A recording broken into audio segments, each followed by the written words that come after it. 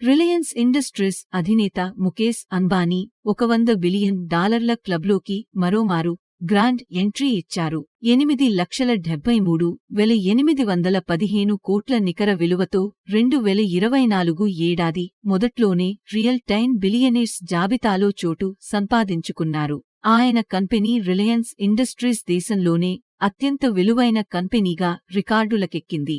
ఇక ప్రపంచ సంపన్నుల జాబితా విషయానికి వస్తే ముకేశ్ అంబానీ 11వ స్థానంలో నిలిచారు. ఫోర్బ్స్ జాబితాలోని $100 బిలియన్ క్లబ్లో మొత్తం 12 మంది బిలియనీర్లు మాత్రమే ఉండడం గమనార్హం.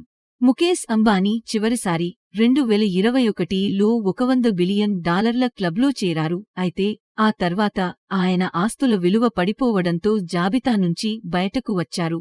Space X CEO Elon Musk $240.9 billion నికర విలువతో ఇప్పటికీ ఈ జాబితాలో టాప్ ప్లేస్లో కొనసాగుతున్నారు. ఆ తర్వాతి స్థానాల్లో వరుసగా Bernard Arnold, Jeff Bezos, lorry Ellison, mark Zuckerberg ఉన్నారు. ఇక ఇండియాలో అత్యంత సంపన్నుల్లో ముకేశ్ అంబానీ తర్వాత గౌతమ్ అదానీ రెండో స్థానంలో కొనసాగుతున్నారు. ప్రపంచ బిలియనీర్ల జాబితాలో అదానీ $79.4 బిలియన్ తో 16వ స్థానంలో ఉన్నారు.